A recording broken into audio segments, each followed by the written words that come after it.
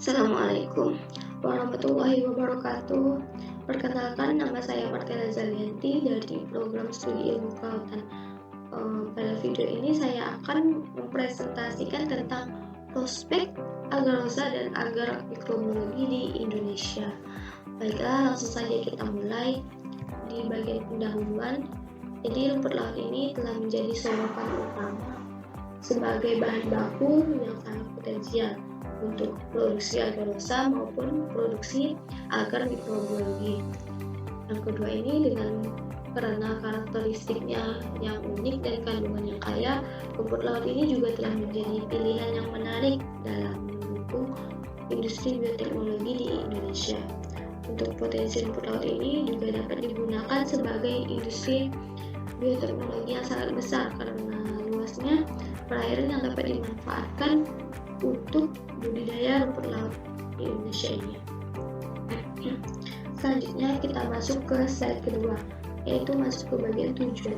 Tujuan dari penelitian ini yaitu untuk meningkatkan pemahaman tentang produksi agarosa maupun agar mikrobiologi di Indonesia, yaitu dengan menyoroti kebutuhan pasar Indonesia maupun pasar internasional terhadap agar mikrobiologi dan dapat memberikan wawasan yang lebih mendalam mengenai potensi pasar dan peluang pengembangan produk yaitu industri dan agar mikrobiologi di Indonesia.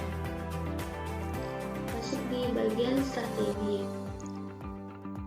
Strategi yang dapat diusulkan dalam penelitian ini yaitu dengan memanfaatkan keunggulan budidaya dan budidaya rumput laut yang mudah dan membutuhkan modal yang relatif kecil, yaitu dengan mengelola rumput laut menjadi produk agar teknologi dengan nilai jual yang tinggi, dan agar juga dapat meningkatkan nilai tambah dari rumput laut dan sebagai bahan bakunya.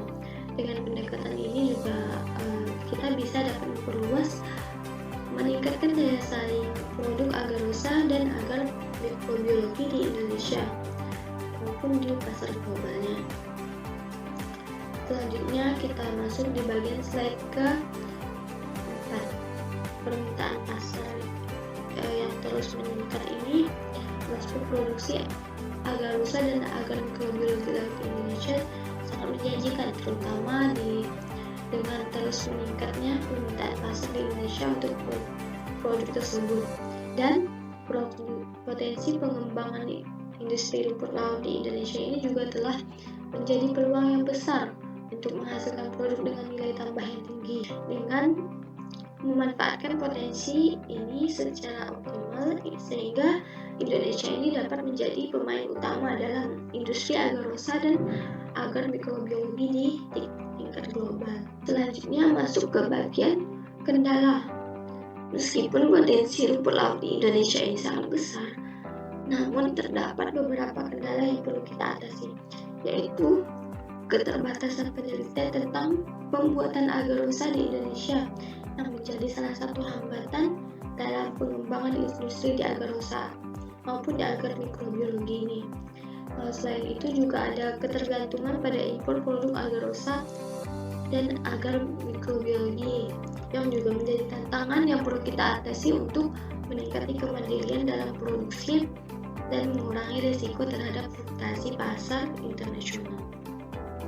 Masuk di slide berikutnya, kita sudah masuk di penghujung, yaitu kesimpulan.